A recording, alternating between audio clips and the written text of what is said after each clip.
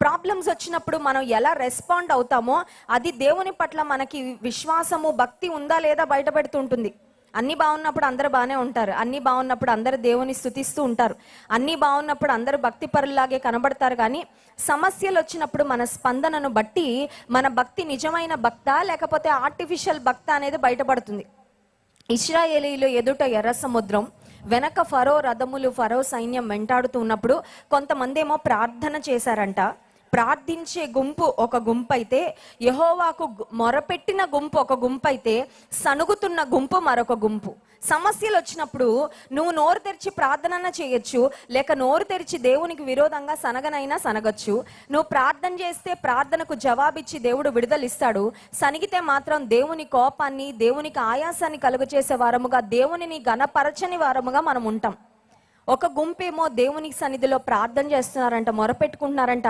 మా చేతిలో ప్రార్థన అనే ఆయుధం ఉన్నంత కాలం మేము బాధపడాల్సిన అవసరం లేదు, ప్రార్థన ద్వారానే ఐగుప్తు నుండి విడుదల పొందాం, ప్రార్థన ద్వారానే ఈ ఫరో సైన్యము నుండి కూడా దేవుడు మమ్మల్ని కాపాడుతాడు అని విశ్వాసంతో ప్రార్థన చేస్తున్న గుంపు ఒక గుంపు అయితే, మరొక గుంపు దేవునికి విరోధంగా సనుగుతున్న గుంపు.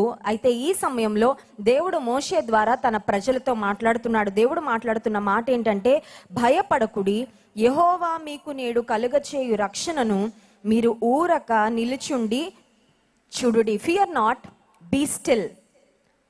భయపడద్దు, ఊరక నిలుచుండి చూడండి.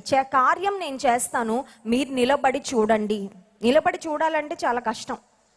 స్విమ్మింగ్ ఎవరికైనా రానప్పుడు, ఏదన్నా నదిలో కానీ సముద్రంలో కానీ మునిగిపోయిన సందర్భంలో ఎవరైనా వారిని రెస్క్యూ చేయడానికి, వారిని కాపాడడానికి, రక్షించడానికి ఎవరైనా వెళ్ళినప్పుడు యూజువల్గా జరిగే పరిస్థితి ఏంటంటే, ఎవరికైతే ఈత రాదో వాళ్ళు వాళ్ళ వంతు ప్రయత్నం చేస్తారండి మునిగిపోకుండా తేలాలని. ఆ సందర్భంలో తమ్మును తాము రక్షించుకున్నామన్న ప్రయత్నంలో వాళ్ళని రక్షించడానికి వెళ్ళిన వారిని కూడా ముంచేస్తూ ఉంటారు. యూజువల్గా స్విమ్మింగ్ రానప్పుడు, మునిగిపోతున్నప్పుడు ఎవరైనా మనల్ని కాపాడడానికి వస్తే ఎక్స్పర్ట్స్ చెప్పే విషయం ఏంటంటే, మనము గివప్ చేసినట్లు అలా ఊరుకుండాలంట. ఎవరైతే కాపాడడానికి వచ్చారో అప్పుడు వాళ్ళు మనల్ని పట్టుకొని మనల్ని కాపాడతారు, వాళ్ళు కూడా సేఫ్గా బయటకు వస్తారు. కానీ కొంతమంది ఉంటారండి, వీళ్ళకి స్విమ్మింగ్ రాదు, వీళ్ళని కాపాడడానికి ఎవరో వస్తారు, వీళ్ళు కూడా మేము కూడా ఏదో ట్రై చేసేద్దాం మమ్మల్ని మేము కాపాడుకోవడానికి అన్న క్రమంలో ఆ రక్షించే వాళ్ళని కూడా కాపాడనివ్వరు. సో దానివల్ల ఏమవుతుందంటే వీళ్ళు మునిగిపోతారు, ఎందుకంటే వీళ్ళకి ఎలాగో స్విమ్మింగ్ రాదు. వీళ్ళని కాపాడడానికి స్విమ్మింగ్ చేయడం వచ్చిన వాళ్ళని కూడా వీళ్ళు ముంచేస్తుంటారు.